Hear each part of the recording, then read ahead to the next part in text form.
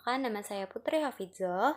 Kali ini saya akan membahas chapter 8 yaitu pengukuran dan skala, terutama fundamentalnya dan skala komparatif. Saya akan menjelaskan apa itu pengukuran dan apa itu skala. Pengukuran adalah sejumlah angka atau simbol yang menjadi karakteristik suatu objek yang ditentukan dengan aturan tertentu. Sedangkan skala adalah rangkaian kesatuan yang menentukan derajat suatu objek. Yang kedua yaitu skala primer. Skala primer dari pengukuran itu terdiri dari 4. Ada skala nominal, ordinal, interval, dan rasio. Untuk skala nominal sendiri artinya skala yang hanya bisa membedakan benda atau peristiwa yang satu dengan yang lainnya berdasarkan predikat atau nama. Dan biasanya skala nominal itu digunakan untuk pemberian label, simbol, lambang, dan nama.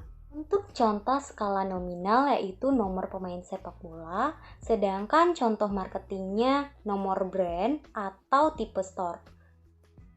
Statistik yang ditampilkan yaitu persentase untuk deskriptifnya, sedangkan untuk inferensialnya berupa chi-square table atau tes binomial. Yang kedua, skala ordinal. Skala ordinal adalah skala yang bertujuan untuk membedakan kategori-kategori dalam satu tingkat variabel dengan urutan, peringkat, tingkatan skala.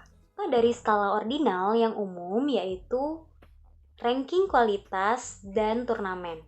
Kalau untuk contoh marketingnya berupa pilihan peringkat, posisi pasar, dan kelas sosial. Statistik skala ordinal yaitu untuk deskriptifnya persentil dan median, sedangkan inferensialnya berupa rank order, correlation, Friedman, dan ANOVA. Yang ketiga, yaitu skala interval. Skala interval adalah skala variabel yang selain dibedakan dan mempunyai tingkatan, juga diasumsikan mempunyai jarak yang pasti antar kategori dalam satu variabel. Contoh dari skala interval. Untuk contoh umumnya berupa temperatur suhu, sedangkan contoh marketingnya nomor indeks, attitude, dan statistik skala interval. Deskriptifnya berupa range, median, dan standar deviasi.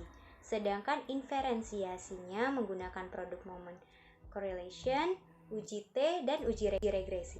Yang keempat, skala rasio. Skala rasio adalah skala variabel yang selain dibedakan dan mempunyai tingkatan, serta jarak antar kategori juga diasumsikan setiap nilai variabel diukur dengan titik nol mutlak atau zero point.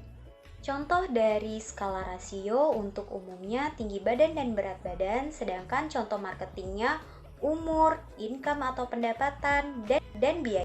Ilustrasi pengukuran skala primer ada di samping ini. Contohnya, skala nominal itu berupa nomor toko, skala ordinal berupa preferensi ranking, sedangkan skala interval preference rating, skala rasio itu biaya selama 3 bulannya. Ilustrasi ini berupa toko-toko yang ada di seluruh dunia.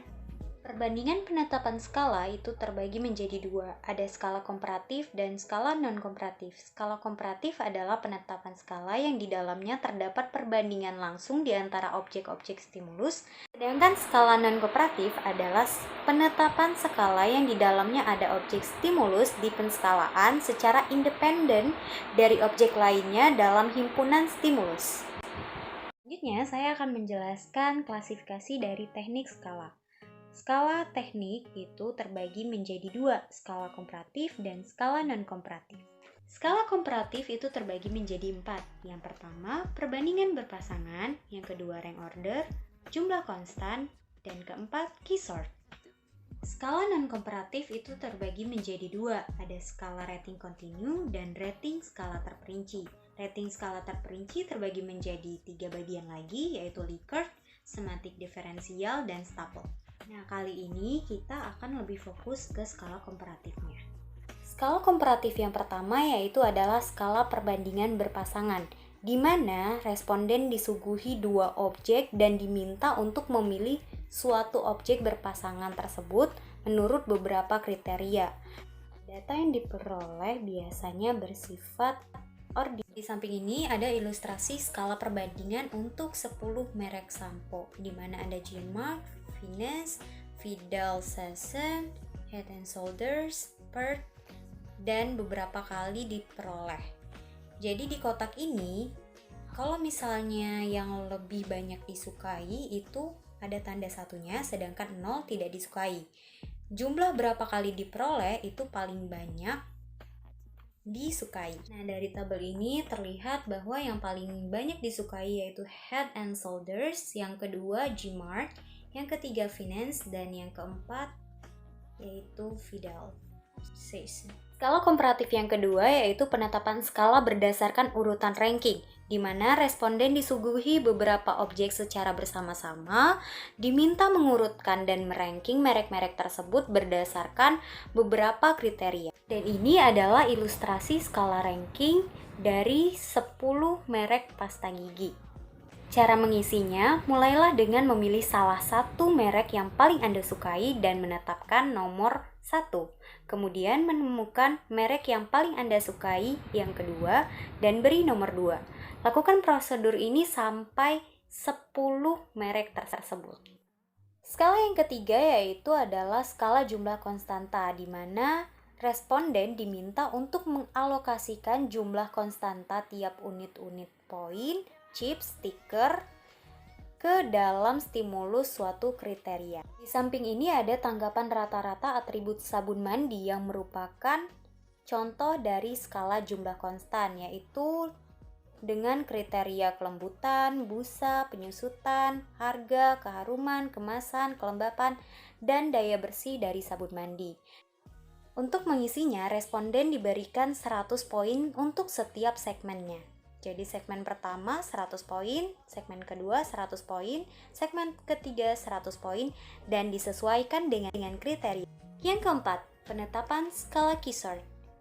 Teknik penempatan skala Keyshort yaitu teknik penempatan yang menggunakan prosedur urutan ranking untuk menyusun objek menurut kesamaan berdasarkan beberapa kriteria.